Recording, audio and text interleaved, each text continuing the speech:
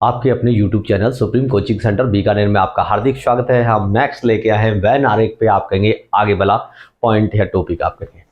तो देखिए please, van आरेख हम पहले स्टार्टिंग बात कर चुके थे। वैन आरेख बोले तो वैन एक लंदन का साइंटिस्ट था। वैन एक लंदन का साइंटिस्ट था। डायग्राम बोले तो चित्रों के माध्यम से आपस में एक रिलेशन समझाने की कोशिश की, उसको हम वैन आरेख कहते हैं। अब वैन आरेख तो मैंने कहा किताबों में किया हुआ है, तो स्टार्टिंग वाले वीडियो में आप कहेंगे 2 वीडियो में भी डाल दिया था, मोस्टली कवर हो गया था। लेकिन आप कहेंगे कितना डीप जा सकता है इसके बारे में हम बात करेंगे। आप कहेंगे जितनी गहराइयों में जाते जाएंगे आप कहेंगे उतना ही आपका नॉलेज बेहतर होगा। आप कहेंगे अन्य सब्जेक्टों में अभी भी आपका विस्तार होगा आप कहेंगे, इसलिए मैं इसको टॉपिक को डीप लेके जा रहा हूं। तो प्लीज देखिए आप लोग, आगन्य चट्टाने आप कहेंगे। आगन्य आपके सामने ऑप्शन दे रखा है, पहला है आगन्य चट्टाने। बी में आप कहेंगे इसमें से कोई भी नाम हो सकता आप कहेंगे, सोना है, चांदी है, तांबा, जस्ता आप कहेंगे, सीसा आप कहेंगे, यानी आप कहेंगे सीसा, कुछ भी हो सकता आप कहेंगे, यानी आप कहेंगे सीसा। और सी में है गंधक आप कहेंगे। तो निश्चित तौर से आप कहेंगे कांत्री चट्टाने कह दिया, सॉरी आगन्य चट्टाने कह दिया। तो आगन्य का मतलब जैसे आप कहेंगे एक ज्वालामुखी विस्फोट से आप कहेंगे एक ज्वालामुखी विस्फोट से बनी हुई चट्टाने होती है, वो आगन्य चट्टानों के रूप में कहलाती है। आज भी जहां आप देखेंगे बड़े बड़े पथरीले इलाके हैं, जहां आप कहेंगे बहुत बड़े आप कहेंगे ये एक पथरीला इलाका है, या उनकी चट्टाने थोड़ा सा आप कहेंगे रंग आपको कालापन देती है आप कहेंगे। जैसे आप कहेंगे ज्वालामुखी विस्फोट से आप कहेंगे कालांतर में ज्वालामुखी आप कहेंगे जम जाती है परतों दर परत आप कहेंगे, उसके अंदर जो आप कहेंगे लावा वगैरह जो भी होता है उससे आप कहेंगे जो धातुएं बनती है, सोना है, चांदी, तांबा, सीसा, जस्ता, ये बनता है। और गंधक भी इसी के अंदर बनती है आप कहेंगे। तो मैंने कहा देखिए आगन्य चट्टान हुआ, ये आगन्य चट्टान हुआ आप कहेंगे ए। और बी भी आप कहेंगे ये सारी जितनी भी धातु है ये आप कहेंगे बी मान सकते हैं। सी बोले तो गंधक भी आप कहेंगे सी के अंदर, बोले तो एक के अंदर 2 अलग अलग हो जाएंगे आप कहेंगे। आगन्य चट्टाने के अंदर आप कहेंगे सोना, चांदी, तांबा, सीसा, जस्ता आप कहेंगे ये हो गया और गंधक हो गया। आपसे यूं भी पूछ सकते हैं कि सोना आप कहेंगे किस टाइप की धातु है, तो आगन्य चट्टानों के अंदर आती है आप कहेंगे। चांदी कौन सी है आप कहेंगे, तांबा कौन सा है, तो सारी आगन्य चट्टानों के आप कहेंगे अंतर्गत आती है आप कहेंगे। तो इसी प्रकार आप कहेंगे नेक्स्ट देखते हैं कायांतरित चट्टान आप कहेंगे। कायांतरित आप कहेंगे चट्टाने, और एक होती है अवसादी चट्टाने। 3 ही टाइप की चट्टाने होती है आप कहेंगे। आगन्य चट्टाने जो आप कहेंगे ज्वालामुखी विस्फोटों के कारण से आपके ज्वालामुखी आपके जो लावा होता है वो जम जाता है, उस कारण से आपकी जो परदर परत बनती है उसको आगन्य चट्टाने कहते हैं। कायांतरित का मतलब एक सिंपल भाषा में जो कायाकल्प देती है, कुछ टाइम तक आप कहेंगे अलग होती है, उसके बाद कुछ कालांतर में आप कहेंगे यानी कुछ क्रियाएं होती है और उसके माध्यम से एक रूप चेंज हो जाता है, उन्हें हम कायांतरित चट्टाने कहते हैं। अवसादी का मतलब परत दर परत आप कहेंगे जम जाना। जैसे आप कहेंगे एक सिंपल समुद्र था, कालांतर में आप कहेंगे परतें जैसे भारी थी वो नीचे उससे हल्की ऊपर आप कहेंगे परत दर परत जम जाती है आप कहेंगे, उसको हम कहते हैं आप कहेंगे अवसादी चट्टानें। जैसे आप कहेंगे कायांतरित के अंदर ग्रेफाइट है, हीरा, संगमरमर, ये एक रूपांतरित रूप की आप कहेंगे यानी चट्टानें हैं आप कहेंगे, इसलिए आप कहेंगे जैसे सुना भी है, यानी आप कहेंगे जैसे आप कहेंगे ग्रेफाइट है, हीरा है, फुलरीन है, ये आप कहेंगे हीरा, ग्रेफाइट, फुलरीन, ये सब ग्रेफाइट के आप कहेंगे एक रूप है आप कहेंगे, और ये एक कायांतरित के रूप है आप कहेंगे, इसलिए कालांतर में एक परिवर्तित रूप है आप कहेंगे, इसलिए ये सभी इसी के अंदर आएंगे। तो इसका मतलब सबसे पहले क्या हुआ आप कहेंगे कायांतरित चट्टान ए, उसके बाद आप कहेंगे बी, उसके अंदर सी, उसके अंदर आप कहेंगे डी। तो ए है आप कहेंगे, बी हुआ आगन्य आप कहेंगे ग्रेफाइट हो गया, बी हो गया आप कहेंगे सी हो गया आपका हीरा, और डी हो गया आपका संगमरमर। तो देखिए बहुत सी चीजें आपकी नॉलेज के तौर पे आपकी ग्रेफाइट है, बिल्कुल आपकी निश्चित तौर से आपके ग्रेफाइट आप जानते हैं जो पेंसिल वगैरह होती है वो ग्रेफाइट है, इसी का रूप है आप कहेंगे।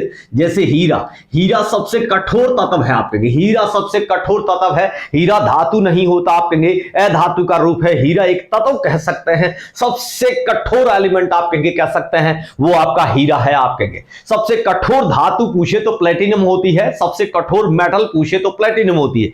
हीरा तो आप धातु नहीं है जबकि एक तत्व कह सकते हैं, या आप कहेंगे अधातु का रूप है आप कहेंगे, इसलिए हीरा कठोर है। तत्व में सबसे कठोर पूछे तो हीरा, धातु में सबसे कठोर पूछे तो आप कहेंगे प्लेटिनम होती है, जिसको व्हाइट गोल्ड के नाम से जानते हैं। जो आप कहेंगे सुना आपके सुनार की दुकानों पे जो बिकती है आप कहेंगे उसको प्लेटिनम कहते हैं, वो अलग चीज है। हीरा आपके सबसे कठोर तत्व में आता है। संगमरमर आप जानते हैं कायांतरित चट्टान है आप कहेंगे और कुछ नहीं आप कहेंगे, और ये आप कहेंगे चतुष्फलकीय श्रेणी में आप कहेंगे, चतुष्फलकीय आप कहेंगे, चतुष्फलकीय आप कहेंगे आकृति में रहता है। ये भी पूछा गया एग्जाम में कि कौन सी आप कहेंगे त्रिविमीय संरचना बनाता है।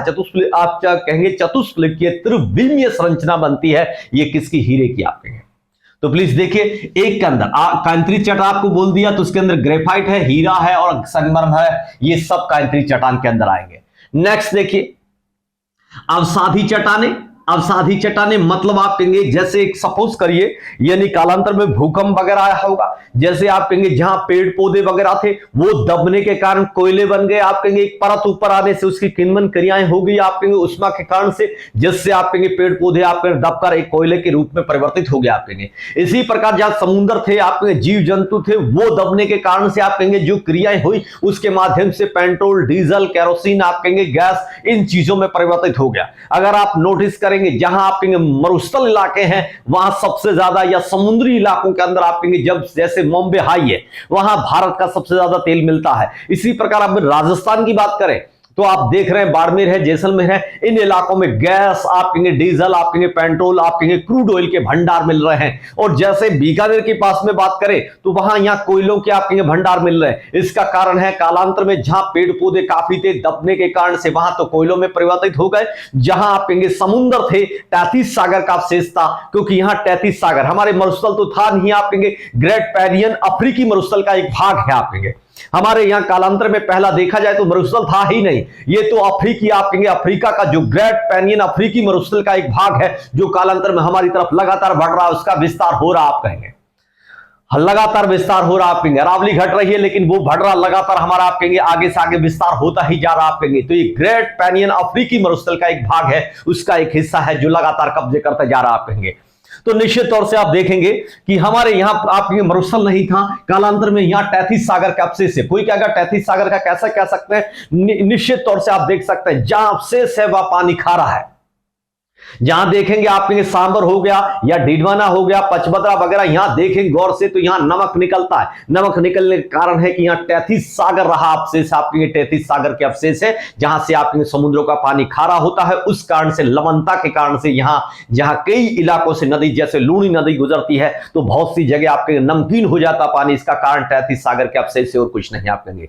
तो इसलिए ध्यान रखें, अवसादी चट्टानें परत दर पर जम जाती है, अगर आप पानी डालेंगे तो आपकी जो भारी चीज है वो नीचे चल जाएगी, हल्की है जो ऊपर रह जाएगी, कचरा है पानी के ऊपर तैरने लग जाता है, उन्हें अवसादी रूप कहते हैं आप कहेंगे। तो अवसादी के अंदर कोयला होता है, पेट्रोलियम होता है, प्राकृतिक गैस होती है, रॉक फास्फेट होता है आप कहेंगे। इसलिए एक के अंदर बोले तो पहले अवसादी के अंदर आप कहेंगे कौन आ जाएगा, बी, और उसी के अंदर आप कहेंगे सी, बी और उसी के अंदर आप कहेंगे सी आ जाएगा। एक के अंदर आप कहेंगे दो, ये आप कहेंगे अलग अलग आ जाएंगे। तो नेक्स्ट देखिए प्लीज, आप कहेंगे ये तीनों हुए। इसी प्रकार नेक्स्ट अपन बात करते हैं, देखिए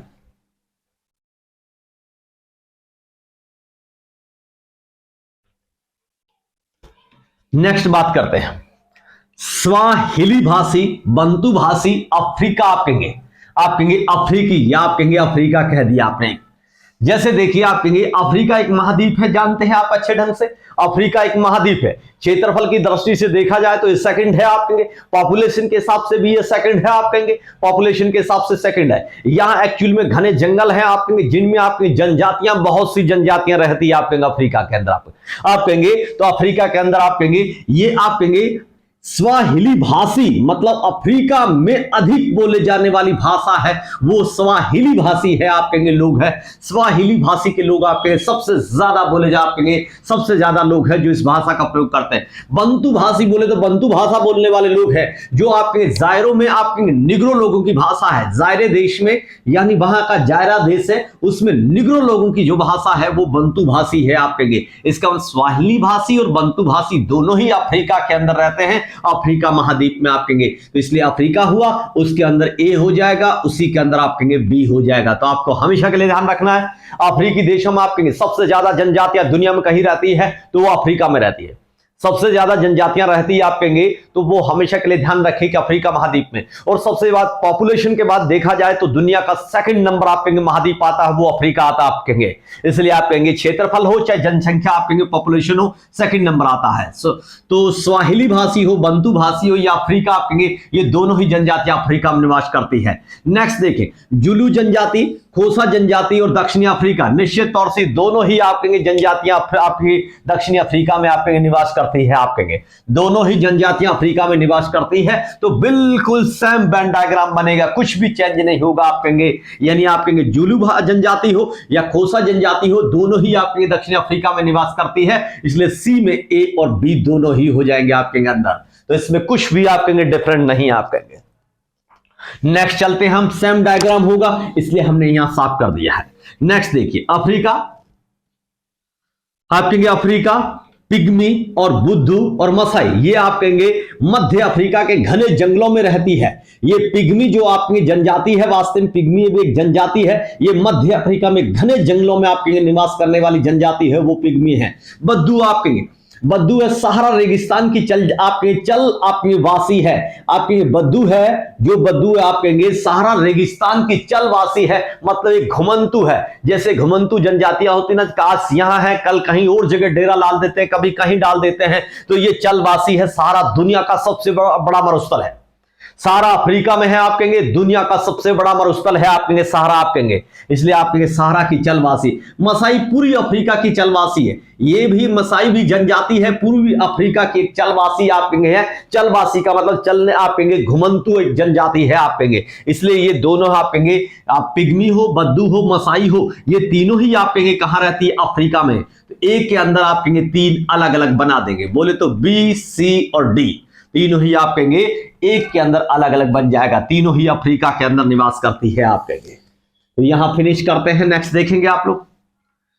अफ्रीका, मोरक्को और टैंजियर।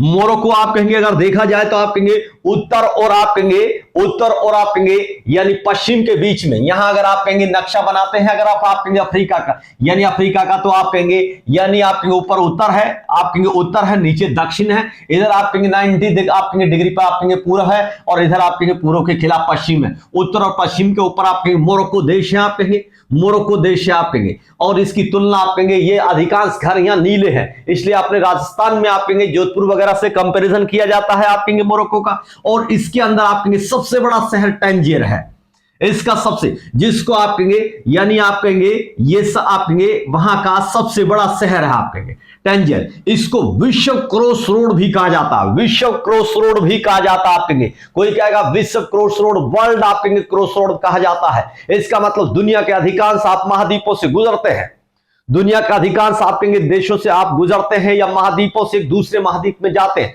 तो बीच में रियल में आप कहेंगे चौराहे की तरह काम करते हैं। लोग यहां से इधर जाते हैं, यहां से इधर जाते हैं, इसलिए इसको वर्ल्ड क्रॉस रोड कहा जाता है आप कहेंगे। वर्ल्ड क्रॉस रोड आप कहेंगे एक तरह का चौराहा है। इसलिए अफ्रीका के अंदर मोरक्को देश है, मोरक्को के अंदर आप कहेंगे टैंजियर उसका शहर हो गया। इसका मतलब आप कहेंगे ए के अंदर मोरक्को हुआ, बी के अंदर आप कहेंगे कौन हो गया, टैंजियर, बोले तो आप कहेंगे सी हो गया आप कहेंगे। इसलिए एक दूसरे के अंदर चले जाएंगे। अफ्रीका का देश मोरक्को है, मोरक्को का आप कहेंगे मोरक्को के अंदर टैंजियर है, इसलिए एक दूसरे के अंदर बनेंगे आप कहेंगे वेन डायग्राम। तो प्लीज देखिए नेक्स्ट अपन चलते हैं। नेक्स्ट देखिए रियो ग्रांडी नदी अब मैक्सिको और यूएसए। वास्तव में ये दोनों ही अगर देखा जाए तो आप कहेंगे नॉर्थ अमेरिका का भाग है आप कहेंगे।